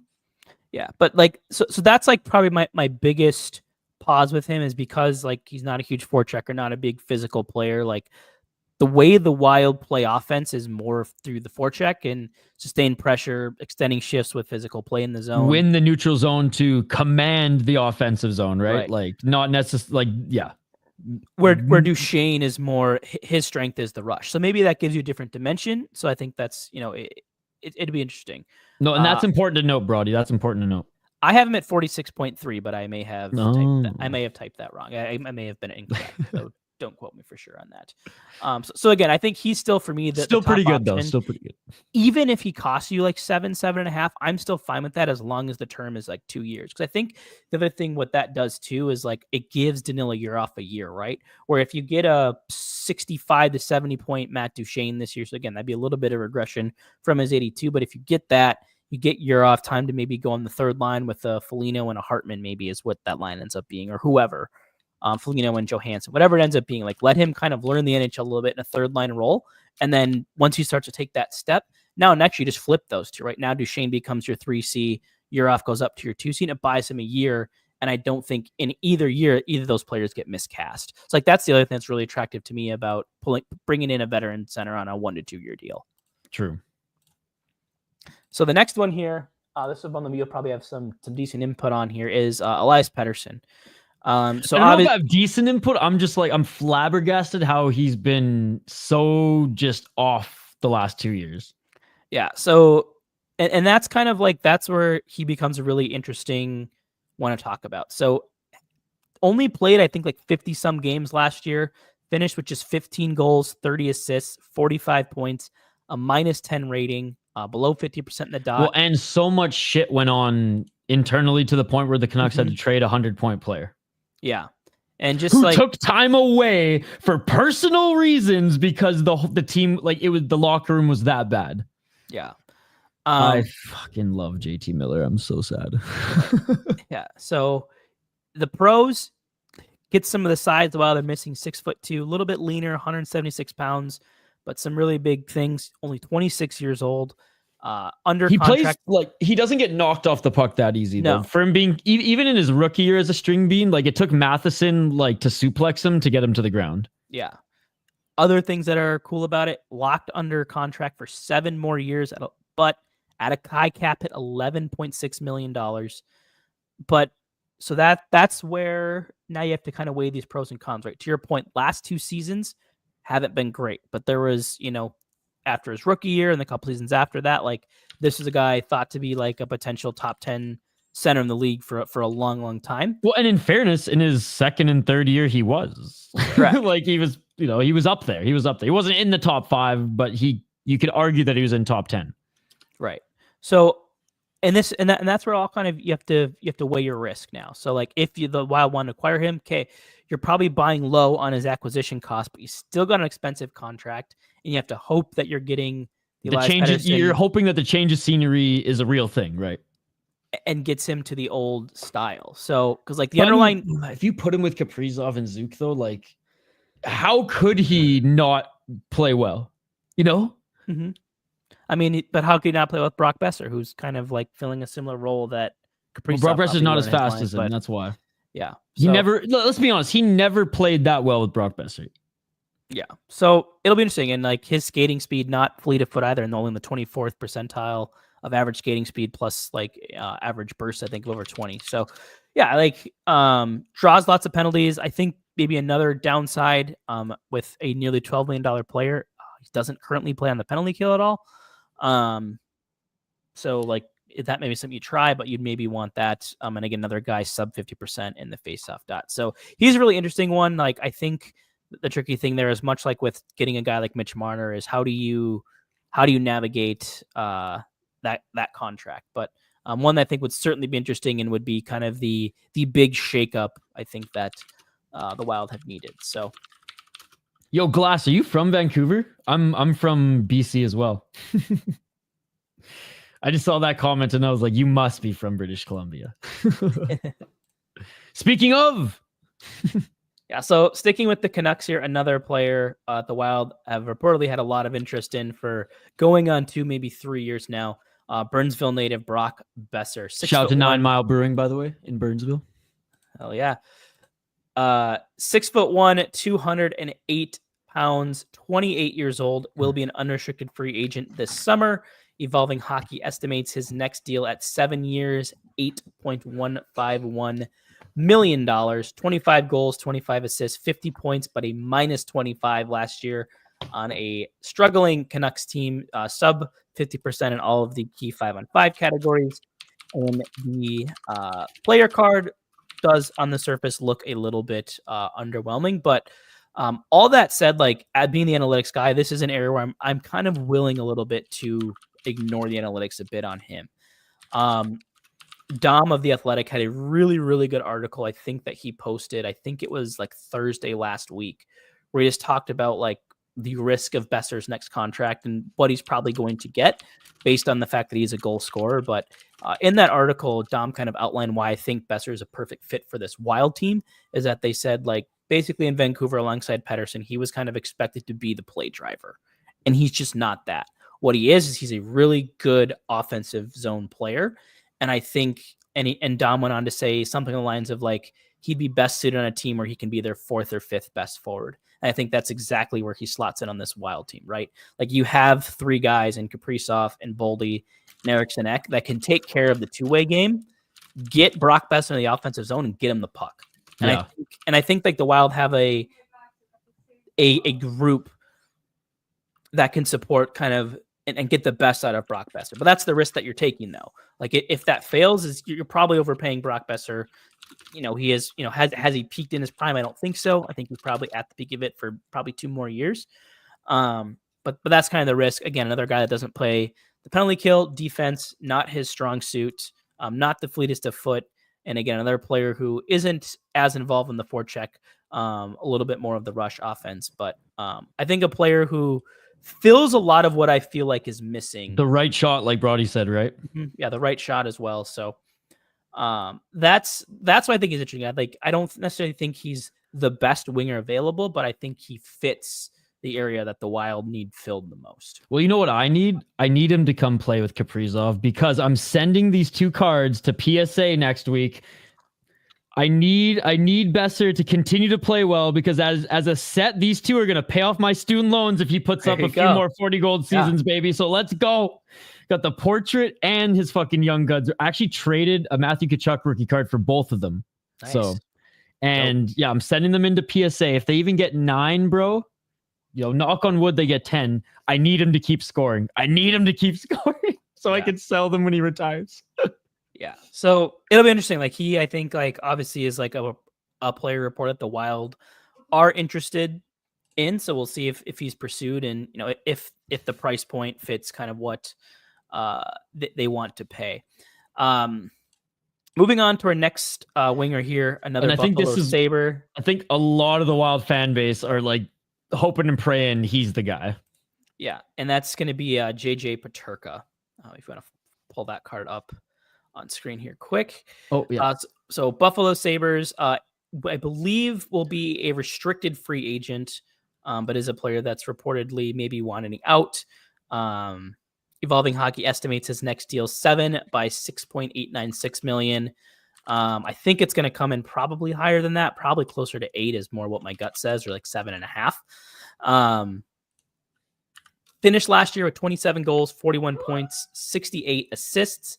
Again, under the hood, numbers are okay. Nothing like incredible, but another guy, I think much like Besser, who fills the net, finds a lot of chances off the rush, finds opportunities off passes, creates a little bit with his passing, even, as well as the shot. So again, another player I think fits a lot of the areas they're missing. Wasn't part of a very successful power play in Buffalo. Didn't play at all in special teams. Not the fleetest of foot, but kind of average foot speed. And again, it sounds like recent reports out of Buffalo is that Buffalo's not itching to trade him and is interested in getting him re-signed. But at the end of the day, man, Buffalo needs to shake shit up. I don't know. And maybe they will with other players. Maybe it's an Alex Tuck, or we saw him move Dylan Cousins and some others as well. So he's the interesting one there. Yeah, so he's a player that's the type of player for me. If the Wild do trade a Marco Rossi, that's the type of player that needs to come back in that deal. Yeah, a young player with that upside still. Granted they play different positions, but he can play. He's played both left and right wing, so still pretty young. He's the type of guy that I think I'd be really interested in, and he's probably number 1 on my list, maybe number 2. Yeah. Same. All right. I know who's number 1 on Hoppy's list, though. This guy right here. Yeah.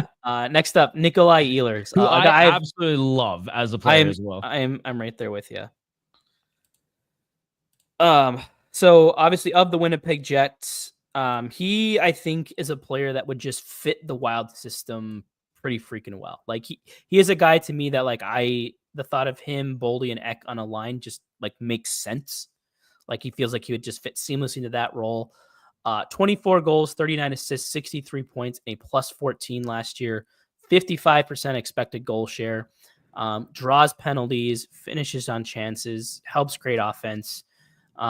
Expected to be an unrestricted free agent this summer. 7 by $8.888 million is his estimated contract per Evolving Hockey. Dude, that's Dare I say that's like a steal with where the cap is going? Yeah, but what you are getting with Ehlers is someone who is very injury prone. I think this guy's played like one season with more than 80 games and has several of like 50, 55, 60. So kind of similar what we see out of Jonas Brodin. So are you willing to invest almost $9 million for a guy that you might only get 60 games out of? And I think that's really what the question comes down to with Ehlers. Because like I said, I think he checks all the boxes, but do you want to play with another guy that's injury prone and have that risk? I don't know. It's not as bad as you think, though. It's just like the years that have been bad, he only has played, like you said, like 40 to 60, but he's played more years above fucking 70 than he has under. Yeah. So like, yes, but I don't think it's as bad as people think. Just last year was bad, but the year before he played 82. Yeah. So it just depends on how durable you think he is and if you think that's a risk worth taking. Like I said, I think, kind of similar to both Besser and Peterka, like the defense isn't as much as his game, but just he's a guy that's going to shoot the puck. He's going to score. He's going to create offense. He's really interesting to me. And I think, like, to your point, I think the price makes sense. Could be a steal if he stays healthy. He is 29, so kind of at the peak of his career, most likely. But you're probably still going to get 3 to 4 really good years out of him before he starts to really regress. So I'd be so interested in Ehlers, and to your point, I would love he'd be top of my list if I knew he was going to play 75 or more games. Yeah, Brian, honestly, like and this is my point of view. Like, I don't think draft picks are the answer. Like, I think they need a player. They need someone to. They need a young guy. It needs to be like a hockey trade, and easier said than done. That's just my preference and what I think that they need. Now, I'm not saying that's not a bad trade, like value wise. I just think that like the cupboards are full. They need the team. They need guys who can play. Yeah, unless there is some deal outside of that one that is bringing in that type of player. Like True. If you're flipping that pick for something or whatever it is. Yeah, I agree completely. Don't hate it value wise, but I just don't think it's what they like. They want, and it just blows my mind. It's like, why do they not? Why do both parties just not want to work together? But anyways, yeah.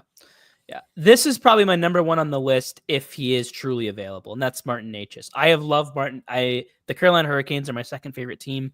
Martin Necas is a really, really awesome player, but he apparently was not too happy with his time in Colorado this year, and allegedly has like requested a trade out of there. And if that is possible, like I am all over that. I believe he still has a year left on his contract at $1.65 million after this year, and then will be an unrestricted free agent after that. So probably due for a payday. But like, again, much like all these other guys, this is a guy that can help create offense. 27 goals, 56 assists. Very good skater. 83 points last year. Like, yeah, one of the fastest players in the league, like elite skater. And because of that, really good off the rush, really good at helping getting the puck out of the zone, getting into the zone, really, really good passer. Someone that could easily, create chances for a Matt Boldy or Kaprizov, wherever he plays. A right wing, again, filling a need that the Wild have in that top six. Like, the negatives is like, I don't know how available he really is.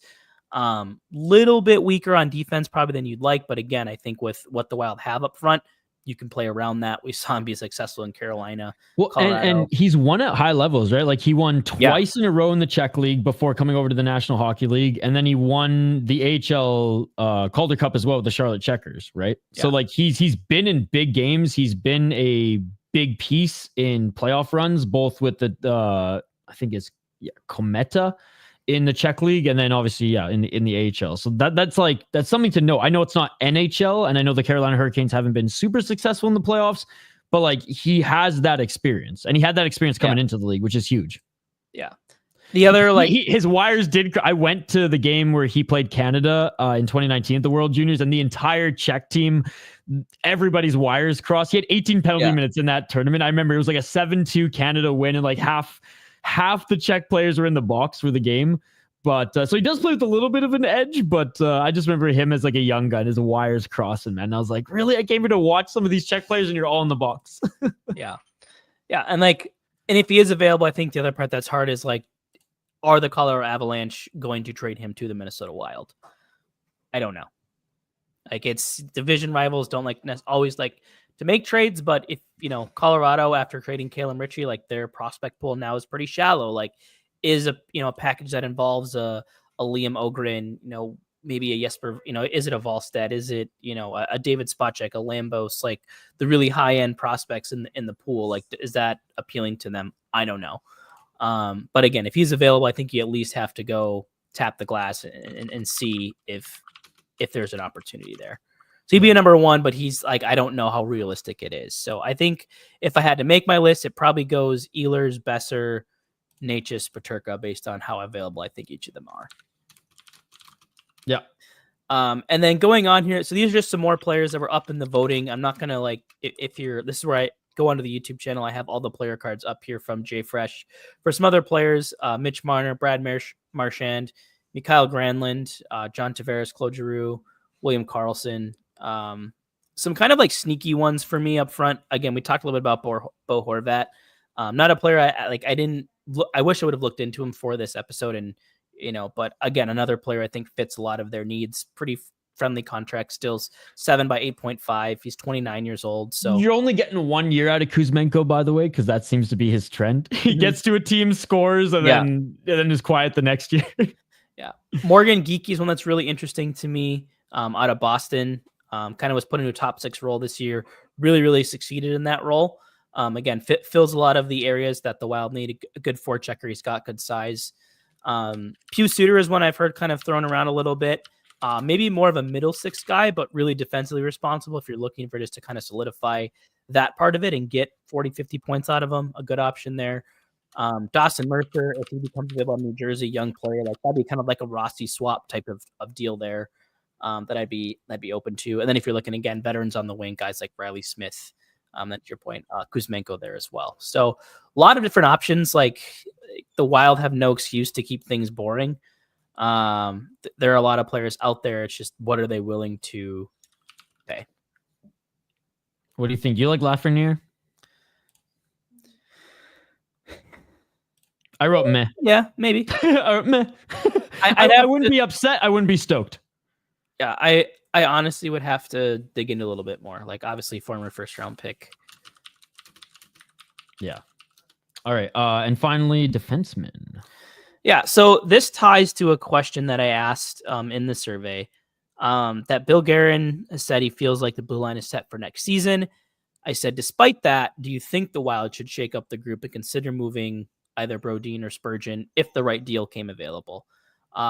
Despite this, 40% of you were like, nope, don't do it. 29.8 or 28.9% said they'd be open to moving either. If we get individual, more people were willing, 25% willing to trade just Spurgeon. 13 people, so just 4.6% saying they'd want to trade Brodin. I then followed up that question with, say one of those two do get traded. Who would you like to add, or who would you think be the best replacement? And we get kind of this list here. So the top, let's see, I have this in my notes here. The top players on that list were at number 1, Aaron Ekblad. Again, obviously the recency bias with his role in Florida. Keandre Miller, who is reportedly available out of recent reports in New York. Again, I believe #OneOfUs. And then some other players, Rasmus Anderson, Bowen Byram, whose name came out again today.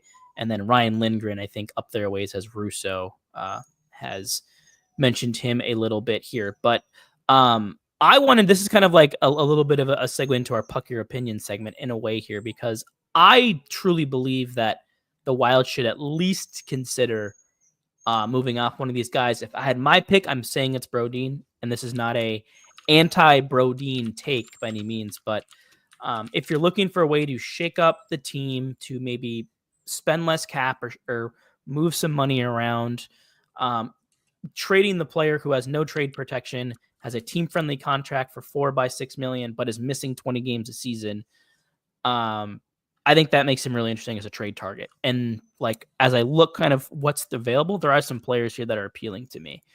So you see, It is not an anti-Brodeen take. It is a sensible team move if you want to shake things up.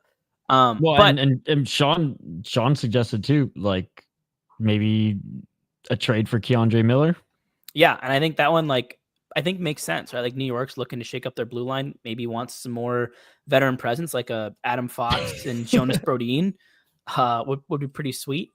Miller, a left defenseman, 24 years old, has played some tough minutes. Like nothing's really popped for him yet, but if he's your number 3 long term behind Faber and Bouillon, like again, a solid defensive defenseman isn't bad, man. Every team needs them. Yeah, I did think it's interesting. Like if you look at the analytical profiles here of Ryan Lindgren and Bowen Byram, like the numbers under the hood are not good at all. Byram of those two is one that's a little more interesting to me because there's maybe still some untapped upside, but that's now Colorado and Buffalo where things haven't worked out yet. Still only 23 years old, so maybe there's still time to find that game. But to me, that's a risk if you're like, I'm not as open to moving Brodeen if it's being replaced with Byram. The one name I did want to talk about a little bit here was Vladislav Gavrikov. Currently plays for the LA Kings. Evolving Hockey projects his next deal at 4.4 by 5.6 million. Dom in The Athletic had another article on him recently too, thinking it's actually probably going to be a little bit higher than that, maybe more to the 4 by 7 range. But this is a guy I'm really interested in. 28 years old. Had an awesome season in LA this year, was part of a shutdown pairing for them. I was pretty unfamiliar with him, to be perfectly honest. Yeah, like I think he's very much like a very similar player to Brodeen's. Like you'd kind of be recouping the same thing, like similar age and everything, but like he's just a player that, you get a little bit younger at a similar price. But he's one that I'm really, really interested in if he's available and if the Wild want to go that route. Yeah. For sure. Brett, dude, everyone in the chat, hit the thumbs up, hit the like on the video, or just hit the like emojis in the chat because Brett went above and beyond preparing this for you guys. And if you guys are just listening on the podcast, encourage you to come over to YouTube so you can get the visuals as well. Yeah, they will help a ton. And then finally here, if you want to click back over to the survey, I just want to like go through. Sure. I had some questions just on like general, like kind of like the hot topics that I've seen on Twitter throughout the summer and just kind of where the populace sits overall. Yeah, I'm bringing it up right now. Where do you want to start? Rayward says general offseason expectation. The question about Rossi. Okay, so it should be right after. So I closed the tab, so I'm bringing it back. I'm bringing it back up. All good. Oh man, anything else we got in the chat here? Oh yeah, shout out to Brett, guys. Hey, appreciate it.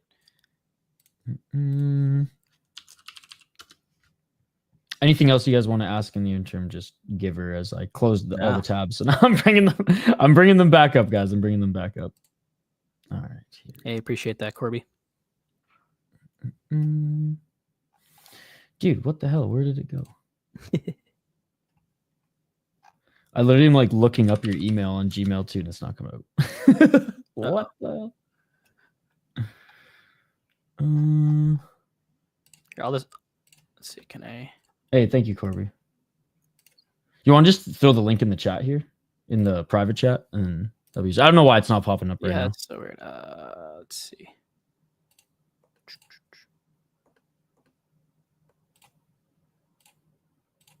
I don't know if this will work though, because it's only giving me a responder link. Okay, never mind. I got it. Got it. All right, perfect. Yep. That was weird. It didn't want to. It's all right. It only wanted the last spreadsheet to come up. All right, here we go. There we are. Yes, and scroll down to where it says general offseason expectations in the responses tab.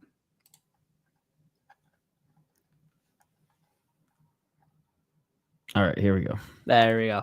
So these were, like I said, these are just questions that were like I've had myself or have like kind of been hotly contested topics. So I wanted to start with the Marco Rossi discourse, see where the fans lie in should the Wild trade Marco Rossi. With the options being yes, but only for a similar player in return. Yes, for picks and prospects. No, keep him and pay him 7 by 7 and in a top 6 role. And the last option being, you know what, I'm open to anything with Rossi. And that's where most of the fans sat. They're okay with signing him. They're okay with exploring a trade. 39.4%. 31% of fans like, nope, keep the guy, play him in the top 6 role. 25% only willing to trade him if they're getting a player back in return that's similar, like for example, like a Peterka, a Dawson Mercer, as we talked about. And then 11 are only 11 people, 3.9%.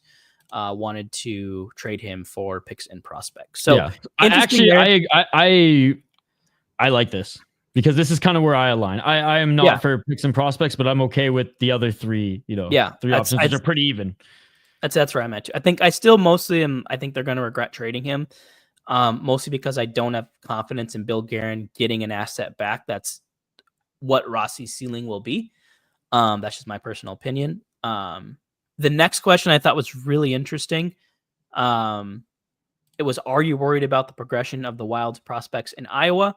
I will note this survey was taken before Brett McLean was taken by the Canucks, but at that time, 79.9% of respondents, so 227 of the 284, saying that they are worried about the Wild's prospects in Iowa. So hopefully with a new coach, that worry can be eased a little bit. But yeah, so like I'm in that group. I am worried about him. Like I feel like I just feel like some of these players, like I feel like they're just stagnant. Like I'm waiting for Carson Lambos to take that next step. I'm waiting for David Spacek to take that next step. It was disheartening to see Jesper Wallstedt kind of slip a little bit this year and not like continue to build on an incredible AHL career. So I'm hoping this new coach, whoever it is, can fix this, but clearly a sentiment shared not only by me, but many of the fans in the Minnesota Wild fandom. You know why, Schmitty? Because they all looked at Matthew Sop and were like, oh, he's good. I love how everyone's like, Isha, nobody knows who that is. Shut up. Yeah, I thought he played well. He earned his shot in the AHL after dominating the ECHL. I thought it was Matt Hendrick's best signing last year. Anyway. Yeah. Next one I had on here. This is more just like an internal like question for myself, but it was, are you confident that Jesper Wallstedt is ready to be the Wild's number 2 behind Philip Gustafsson next year? We had an exact 50-50 split on this, 142 to 142, which I thought was fascinating. Sorry, Sean just gets me every fucking time. 50-50 on belief if Jesper Wallstedt is ready to be the number 2. I think he is. I think if you kind of read into the stories about like Wallstedt even admitted like my head was not in a good spot when I got sent down, which, rightfully so. He was told to like get a place in the Twin Cities. He signed this 2-year, $2 million pro deal and then was stuck back in Iowa in front of a team that can't play freaking defense. Yeah, your numbers are probably going to suffer battling through all that, but he worked with a sports psychologist, and I think toward the end of last year, he really started to kind of turn it on. I think, learning behind a fellow Swede who I think plays a very similar style to Wallstedt, where it's a very like calm, almost robotic type of goaltending. It's not like Fleury where it's very sprawly. It's very technical in the way they both stop pucks. So I think, Gus now understands the importance of a mentor. Like he had that in Fleury, and now he has the opportunity, I think, to do that with Wallstedt. So I'm confident to be the number 2. Like, am I confident he's going to be like an above average backup this year? No, but I think he just has to be a competent one if he can do what Fleury did last year, which I think he absolutely can. But they have depth now because Levi, I think, overexceeded, and he came in with pro experience, had played in the QMJHL. So like, I don't rate the Q high, but I think it's valuable that he played in North America, then played pro in Europe, and came in and was like, it's just another pro league, right? Like, and obviously the AHL is better than where he played, because I'm pretty sure he played Czech league, right? So not as high as like the SHL. Don't quote me if it's Czech league or not, but it was like just under like SHL, KHL Finnish Liga level, but still pro hockey for a guy in early 20s. And he looked really good this year, all things considered, and like to the point where he might be the starter in Iowa. He might be a call up next year for the Minnesota Wild because he's a big guy. What I loved about last season's training camp is he broke the Aerodyne, Matt. He was such a beast that they're like, dude, this guy's a man amongst boys here. And like conditioning wise, we have nothing for him. He's ready. He's ready for pro hockey, which was awesome to see. Yeah. So, yeah. And I think, there's still a possibility too that the Wild could go out and try to find, like they're obviously going to need, with Wallstedt being promoted, like another goalie in Iowa. I wouldn't be surprised if it's another like higher end, like in a pinch, we could call this guy up if there's an injury too. So Yeah, I'm interested to see if, and especially like Lavat had a really good world championship, I believe, as well. Like he played pretty well. I think he had like one bad game basically, but otherwise had a really good showing there. So like, does that change their opinion on needing to fill that role as much? Yeah. No, but so that'll be another storyline to watch next season. Like again, brackets drafting for the Wild. Hendricks is making good moves down in Iowa in his first year as like management. We just need development, right? Like they're bringing in the pieces. It's just like we need the tools to develop the guys. Yeah. This next one I thought was an interesting question here. Was a little bit. I was excited to see the responses to this one. I asked, are you confident that Bill Guerin makes the right moves this summer and makes the Wild a legitimate Stanley Cup contender? The options being yes, and Bill Guerin I trust. I'm cautiously optimistic. I have no faith in him whatsoever. And then I also had an option of like, I don't know. I'm somewhere in the middle. I'm on the fence. 57% here, 162 of 184, cautiously optimistic. I think that's the category I'd put myself in. Like, I'm not calling for his head. I'm not calling for his head yet, like the vocal minority on Twitter, but like I'm not necessarily super satisfied right now, but I'm not dreading, you know, I'm not in dread mode. So I'm kind of, I would say that like cautiously optimistic. To me, anything more else just just cautiously observing, I guess, is where I officially land. Yeah. And like, to me, like this is his important offseason. Like it needs to be top 3 in the division, if not better, if not top 1 or 2. And it needs to be out of the first round and into the second and third rounds. Like if not, it's a failure to me at this point. Like you're out of the buyouts. You had money. You filled the cabinet. Draft picks. Yep. Like you need to deliver now. Because Brackett was signed, 2019 or 2020, right? Like the year after the Boldy draft, which I think was 2020. So I think Rossi was his first draft pick. It's been a few years, right? Yeah. So that's my expectation. That's why I'm in the cautiously optimistic. Like I think, getting Kaprizov signed, being willing to go out, try to shake things up. Like it's just what do those moves end up being? So, and the final question, I was just curious, like if there were any like eye-popping names that fans are willing to trade. No huge surprises here.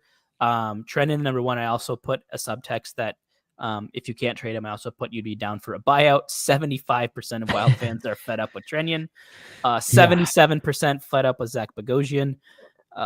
Freddie Gaudreau got 74%. Too much hate, dude. Yeah. Like I again, people probably this year like Isha, you just picked him as one of your guys as like is very on brand for me as a Sota pod figure. But no, I think Freddie Gaudreau, people, his term is bad. Dude, shut the fuck up, man. Like he is playoffs. He didn't do well. I will say that he didn't play well in the playoffs, but like this season, man, an uninjured, a healthy Freddie Gaudreau is exactly what you want in your third or fourth line. Yeah. And like I get you 30 to 40 points. Plays pretty good defensively. Yeah, like he was off and on. Like some nights I feel like he's really good in the faceoff dot. Some nights he's absolute garbage. But like somewhere it lands in the middle, right? It evens out.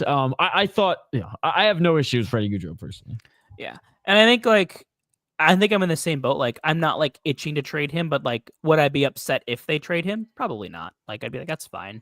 Like, I think even on the third line he's played fine. Now you want more young talent to be able to probably be on the third line. So I get that, Schmitty, but like, again, I have no issue with them keeping him. I would be more inclined to even like part ways with Hartman over him personally. Yeah. Piggybacking off an earlier question, 51% of fans open to the idea of trading Jared Spurgeon.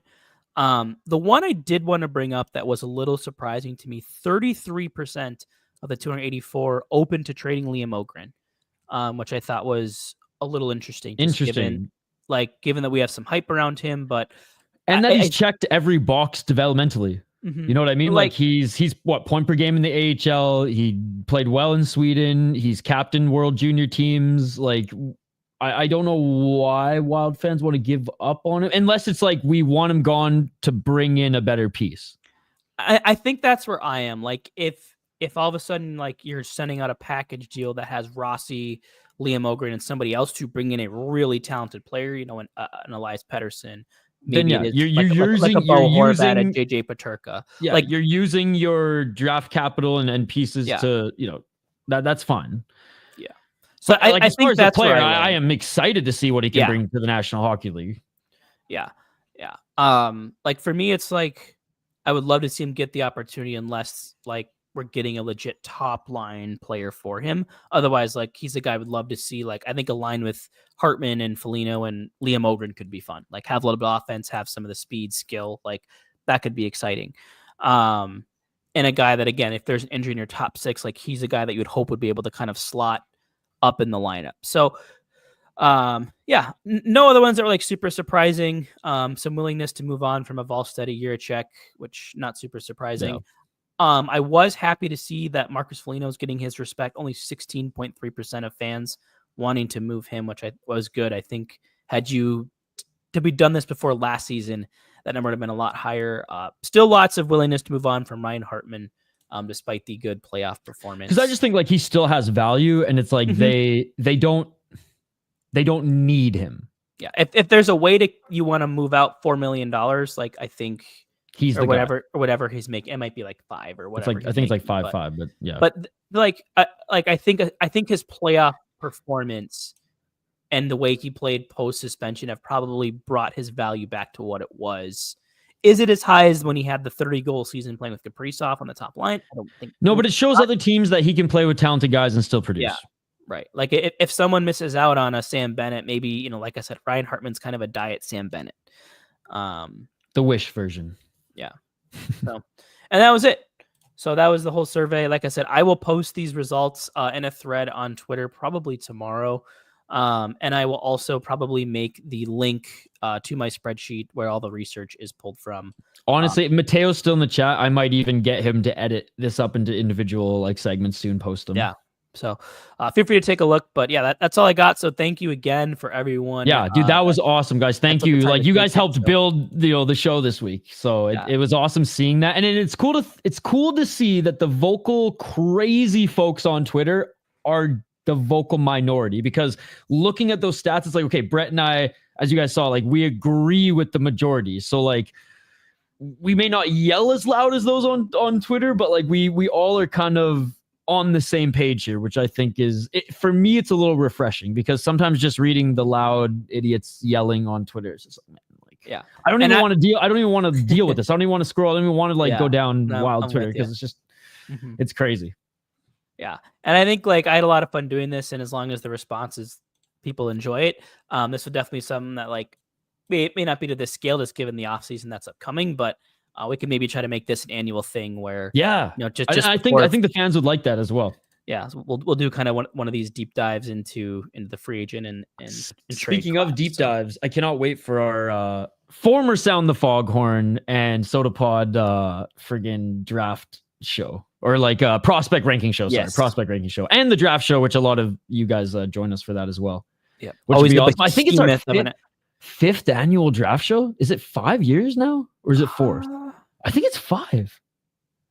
Holy fuck, time flies, dude. I think it's 4. I think it's 4 because I think we started our show in 20. Right. 2021. But still, man. So it'd be 22, 23, 24. This would be 25. Yeah. Second one where we're all together, in Minnesota, which will be awesome, versus all just like scattered around StreamYard. Yeah, that one last year was a blast. So I believe June 27th this year is a draft. The cool thing, it's on a Friday. So you don't have to worry about like staying up late, no work the next morning. So yeah, what was it? Was it on like Wednesday or Thursday last year? Yeah, I think it's historically been on Thursdays, and then the second day is a Friday. So you can stay up late. You can. I'm sure we'll be having some brews during the draft, and have a brew with us or whatever your drink of choice may be. It was so much fun last time, because like the chat was buzzing. We had a lot of people tuning in, and even after the Wild made their pick, like we were just so into all these prospects that it was just fun. Hoppy, who was producing it, had like highlights. We had like a full panel of guests. It was a lot of fun, and I can't wait. I can't wait for another one this year in the new space, which we actually have even more space, which will be awesome. All right, final segment of the show, guys. It's time to puck your opinion. I just want to say, puck your opinion. There we go. We had the audio for that one. Yeah. This is kind of what I alluded to earlier. Like, I'm in the camp that the Wild, I think, should look at trading one of their defensemen, whether it's Brodin or Spurgeon. I still lean Brodin. Like, I still think Spurgeon has a lot in the tank. Like, the injuries last year were kind of fluky. Well, even after missing games in the beginning of the season where we're like, oh shit, like this is the end, he came back strong and actually had a really good year. Yeah, and like had he not gotten cheaply slew-footed, he would have played a lot more games. And again, I love Jonas Brodin. Like, I don't think they should be moving him for nothing. Like, it has to be someone like adequate to replace him, like a Gavrikov. If it means like if we talked about like a Rossi Ogren package, if you can package Rossi, Brodin, and Ogren, and you can bring in something really good, like that's the kind of thing. Like, I'm not just like throwing him away for a couple picks or for nothing. So, yes, like I think that should be considered. It doesn't sound like they're going to, but you never know if the right deal comes across the table and you can get a haul. Like, and that no trade protection is a huge key there too, is you can send him anywhere in the right deal. So yeah, I think we hit on everything else. So any other like free agents or anything else you got? No, I think we literally hit on everything. Anything that like we didn't dive into: Joe Smith, Hoppy, and Z on Judd's Buds and Fellowship of the Rink. This week they've been dialed. I think Hoppy's show was like almost 2 hours.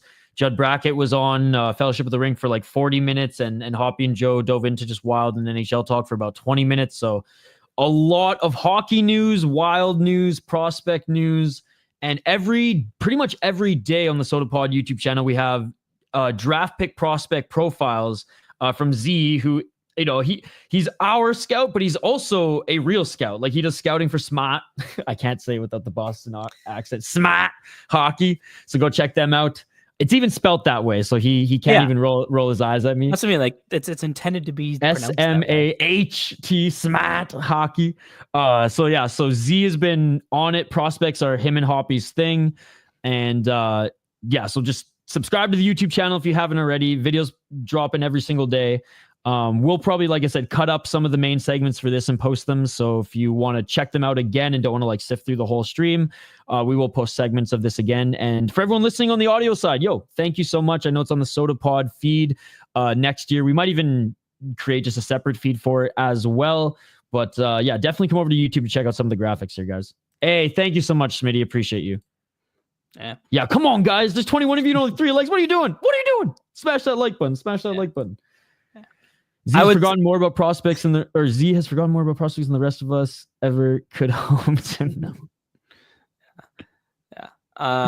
So this is fun. I don't think we'll have a show before the draft episode, unless there is something very significant. If the Wild make a big trade or something, we'll for sure jump on. We'll give you the dive under the hood and the analytics stuff like that. But I would say probably post draft, because like even day two trades happen, right? Like Besser could be a Wild player on day 2 of the draft.